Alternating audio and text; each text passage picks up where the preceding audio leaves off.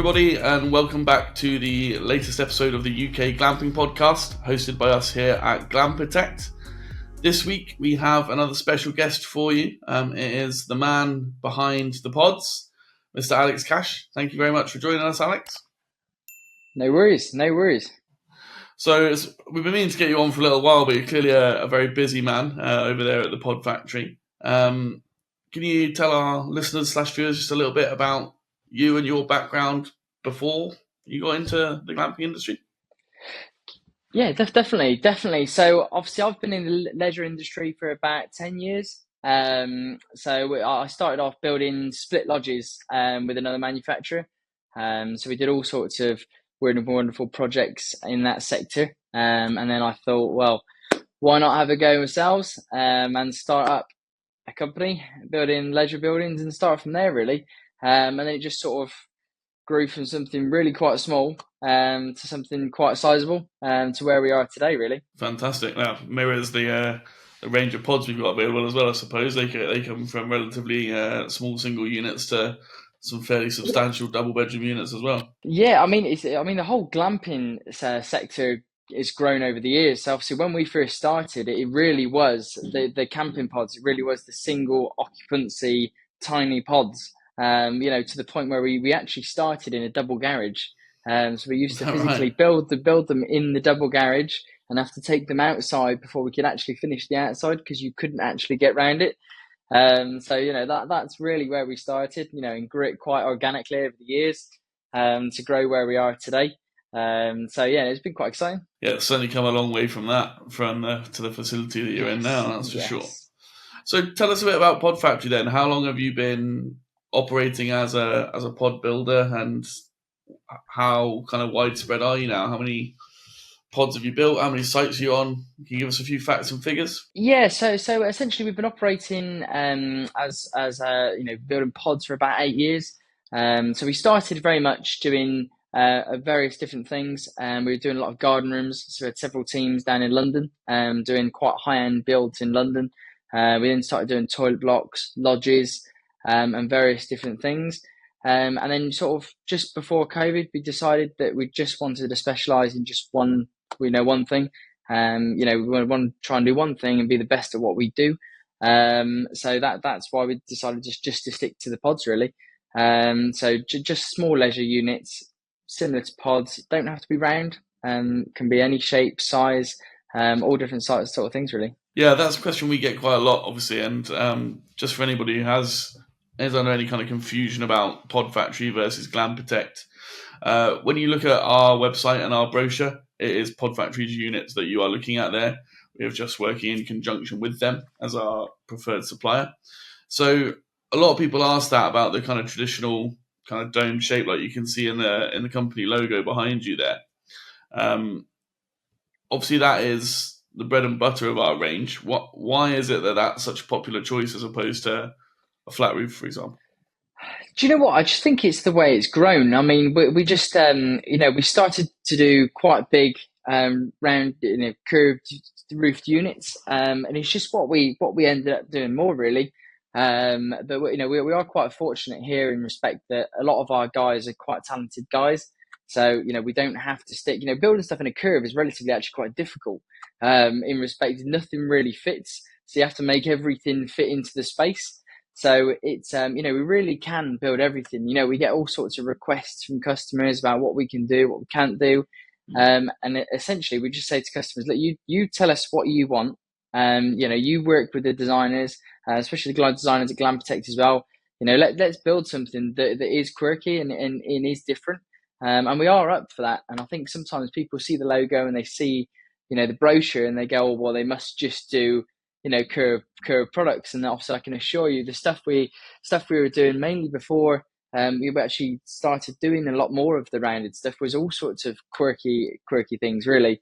Bring the ideas to us, share your imagination and we'll try and make it happen. Yeah, fantastic. And I think obviously personally myself and some of the other guests we've had on, people like Callum, I've obviously seen that side of the business and seen some of those bespoke builds. And when you say quirky, we've had some fairly unique ideas over the years, and it is quite impressive what's actually possible. So as always, we'll put all of my contact details, but also Alex's contact details in the description of this episode. So if you've got any questions or you want to have a little conversation about that, get in touch. There'll be a phone number and an email in the description of the episode there for you. So just to come back to those customers that are keen on our kind of standard range, if you like, one of the questions we get asked a lot is how customizable they are, because as you would expect, people don't want to have a unit that looks exactly like one 20 miles, 30 miles down the road from them. So how customizable are these things? Let's say they pick a Brecon from the middle of our range. How easy is it to make my one look different to John Smith down the road? So I think that there's various different things that we do. I mean, we're constantly looking at various different interior changes we can make to each one. And I love it when customers come to us with an idea as well. We build everything from scratch. So in case people don't know, we fabricate everything from the chassis to the frame, to the end product. So we really do manufacture the whole process from start to finish. So it does give us maximum flexibility. In terms of, we'll get onto that, in a bit as well about deliveries and what we can do in that respect as well. But I love it when people come to us with ideas. They say, "Can we do this?" Pinterest is a great one. All Yeah. the ideas and everything you can find, pictures. I spend my life on Pinterest of an evening just looking at different things we can do. And just come with the ideas. That's what I say to customers. If they say, "Oh, can you this? Can you that?" We love that. If we can try and make it happen, we will. Yeah. So, yeah, and that's the name of the game, isn't it? Because everyone wants to be unique, and I think ultimately the way they decorate their pods and the way they market their pods is their best way to do that. But of course, you do have different finishes, materials, all that sort of stuff that can make sure you're not just getting an identikit project. Yeah, no, definitely, and I think as well. I think if it's about the internal. That is a great aspect of the pod element. But people really also need to think about the things as well. So one of the biggest things is outside areas. Outside and inside, bringing connecting that between. It's really trying to bring the outside in. I mean, we've done all sorts of stuff with plant walls and greens and all that sort of stuff, and really making it a bit different inside, but also outside. We do all different outside areas. How the customer addresses the site. There's various different aspects of what is can be done to create an experience, which is what the end customer is looking for. Yeah, it's interesting you say that. We had Derry on, who I'm sure you know from Secret Garden Glamping, Yes, yeah, and yeah. he was very pointed about that exact thing. Is that ultimately, whilst the pod has to be lovely and has to feel luxurious, that's not necessarily where they're going to spend the majority of their time when they're on these kind of breaks and when they're away. So having that kind of outdoor engagement is massive. On that subject, and on the subject that you mentioned earlier of delivery and kind of site management, we get asked a lot of questions about how these things are delivered, and I appreciate that it's a bit like that's a bit of a how long's a piece of string question in many cases, having seen a few different sites with you. But can you tell us a little bit about how they're delivered and how they're structured? And firstly, in an ideal place, if access was absolutely no issue, and then kind of what the options are if that becomes a bit tricky. So yeah, so essentially these things primarily, whether they're delivered on wheels or they're delivered on a liftable chassis, which we can hire up onto a lorry. They are a wide load. Some of our bigger units are almost 4.5 meters wide. So they do, if they were to be delivered in one piece, they do require wide access. They do require almost 2 lanes of traffic literally to get into the site. So we do try our best to go to every single site and really look at the access and understand that with the customer, especially on the slightly tighter ones. But even if access isn't that great, there's still options. There's still relatively good options we can have. I mean, we've done all sorts, especially over the last 6 months, especially. We've done all sorts of quirky deliveries where we have to split them down the middle, where they're literally in two halves. So they're only sort of 2 meters wide. So we've delivered some really quite sizable buildings into some very, very tight locations. And it is possible. You could split them into 4 sections, but because we engineer a lot of the framework and everything else here, that it makes it incredibly possible. And we don't like the word no. Nothing's impossible. Everything's possible. We just need to find a solution for it. So it's we generally do. I haven't been defeated as of yet. So Touch wood. Fingers touch wood. crossed. Yeah, the day will come. I'm sure someone will present an impossible challenge, but we'll keep plugging away until we find a result. Normally, so on that subject, if they're wide loads, I think do they require things like police escorts and stuff when you're delivering them, or? Yeah, so it's got a bit harder over the last sort of 12 months. So wide loads in general, because they're becoming more common. With modular house building and that sort of stuff, it is becoming a little bit more difficult. The sort of Brecon range, that sort of size. So the slightly less than 4 meters, is a hell of a lot easier. The slightly bigger ones, into the 4.2s to 4.5 meters, they're becoming increasingly a bit more difficult. A lot of counties, especially Derbyshire and Dorset, and now Gloucestershire is actually sort of beginning to be more difficult as well. They're requiring police escorts, which again it is not ideal. You can understand why they want to do it, having to stop the traffic completely, but it does add on to the cost of the project. I think it is an additional cost, but you are getting something that is quite a bit different to everybody else, quite a bit bigger in terms of the unit. So you got to weigh up whether that extra cost is worth what you're getting. And I think a big thing as well, in terms of going on to a bit of the return on investment as well for a customer. It's I think you've almost got to look at, if you were to put that money you're going to build the site with, and you're going to purchase the pods and pay for the land, everything else. If you put that money into a property and then look at the return you were going to get, it's nowhere near the return that you can get by just doing pods, and that's basing it on a fairly realistic occupancy. Yeah, You don't have to absolutely. pay, you don't have to have the really really high occupancies to make those figures work. I think it's really important to look at that. Paying off a house is over 25 years. Well, a glamping project is paid off a hell of a lot quicker than that. And after that point, really becomes very profitable. Yeah, absolutely, and that's obviously makes up a big part of the feasibility assessments we do with clients, and it's one of the earliest conversations we have.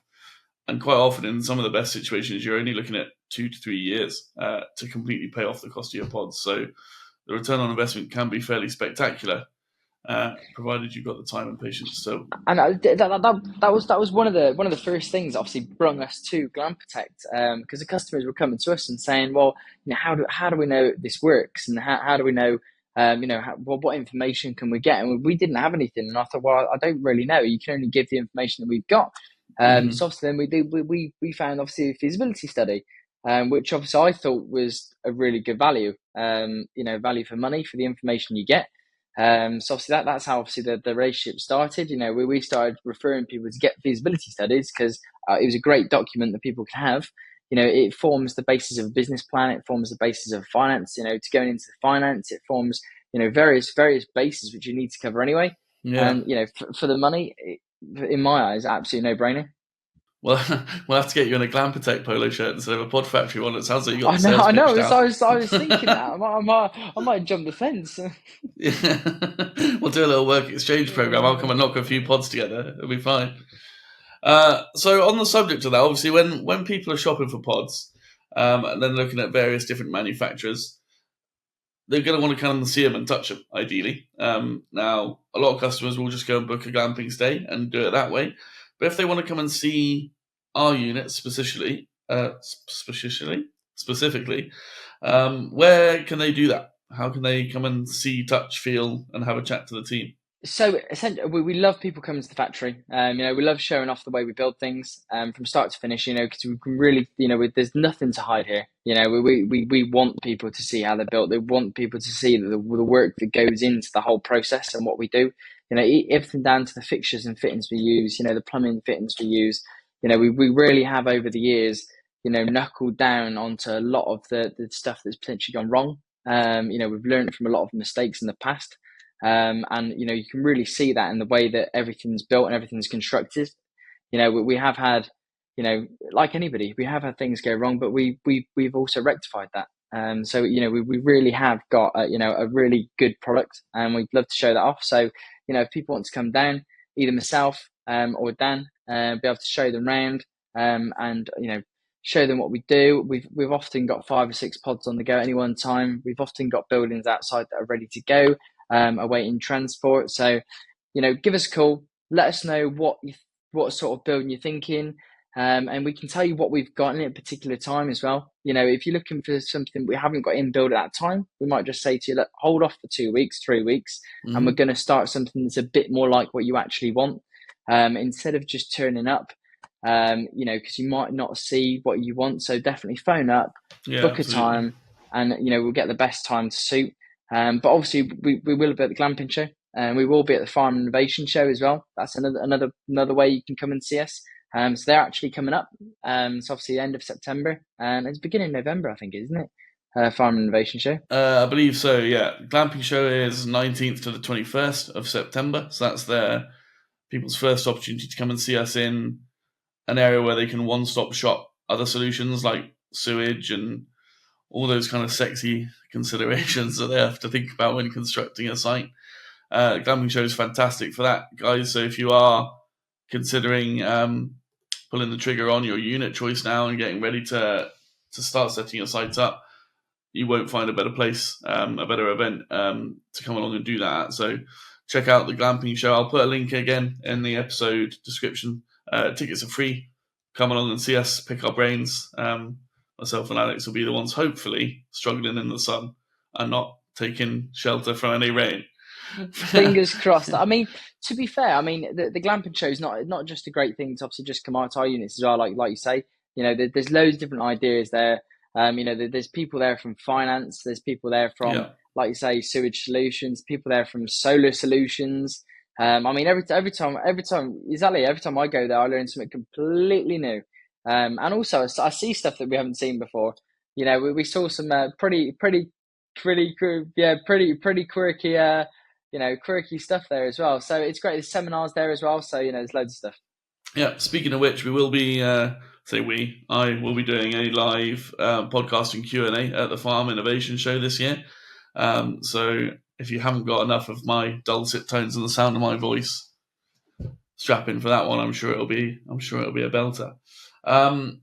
Last but not least, lead time is always a hot button topic.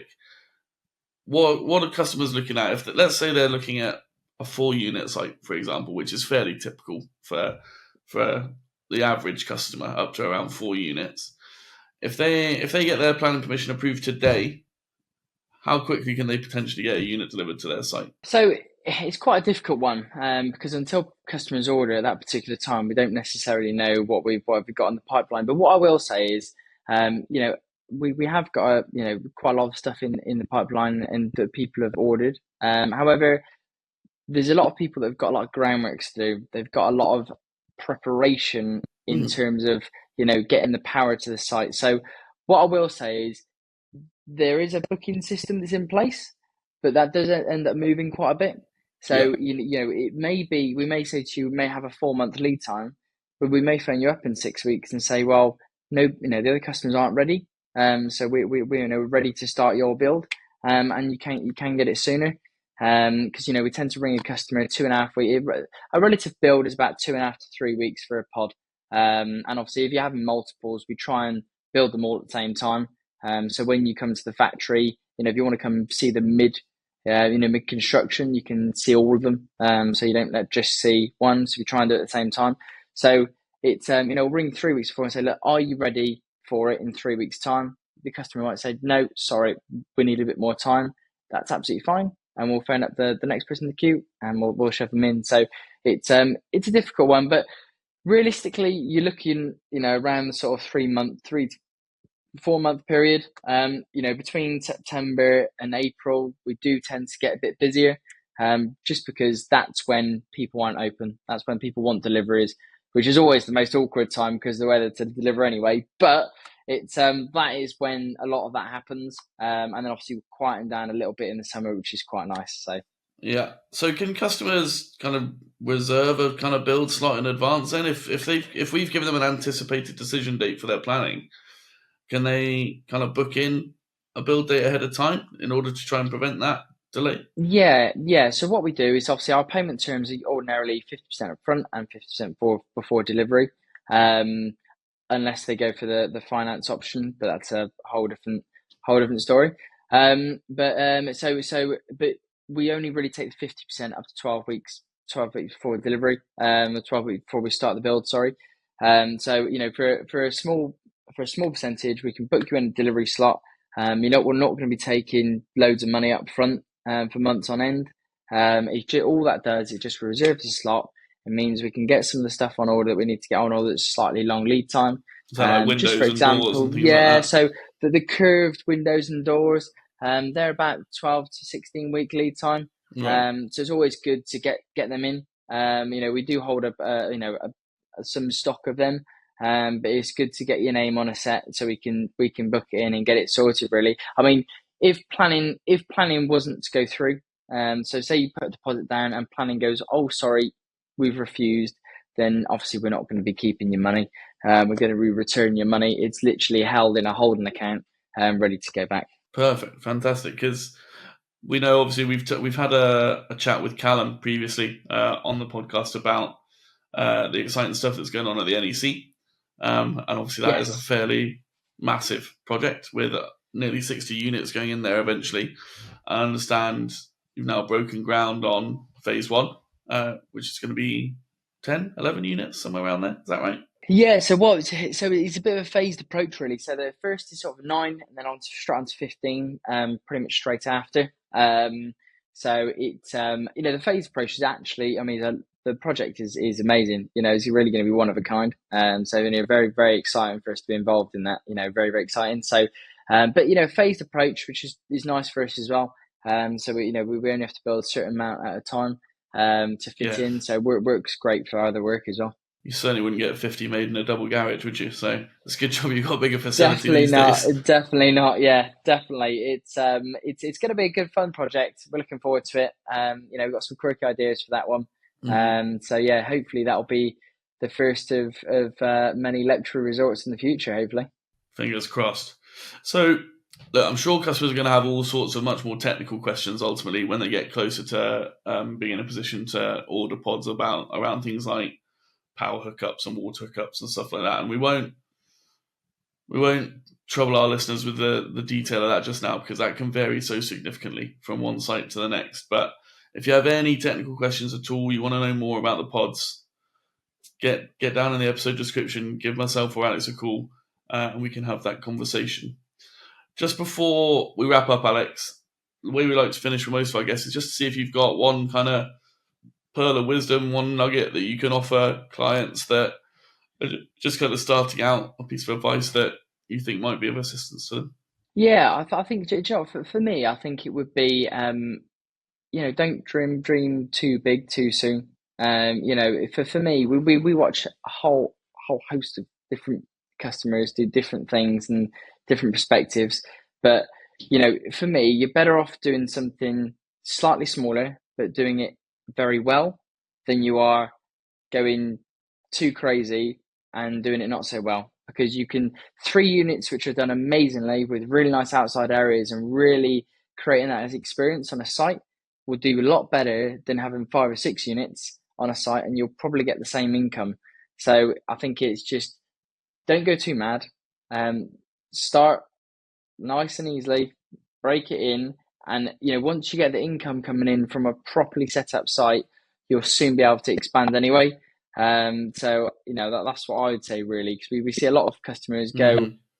completely all out, and Yeah. then finances are an awful struggle, and it puts a lot of pressure on everybody involved. So I think that would be my advice. Someone setting up. Yeah, fantastic piece of advice. I think ultimately it's that customer experiences that's going to keep them coming back and talking to their friends about how they've had their trip. And there's not a business on the planet that can survive on new customers. So it's all about getting those customers to talk about you, make referrals, and want to come back for their next trip. So cracking bit of advice. Exactly, and do you know what? We prefer people to buy 2 and come back for 3, rather than buy 5 and think I'm never doing it again at all. Yeah. So it's yeah, that's what I'd say. Absolutely. Okay, well, listen, thank you very much for taking the time, Alex. I know you're a busy bee. I heard a couple of the lorries reversing into sites. I'm sure you've got all sorts to deal with this afternoon. We will leave it there. Thanks very much for joining us. No worries. No worries. Perfect. Cheers. Thanks for having Bye-bye. me.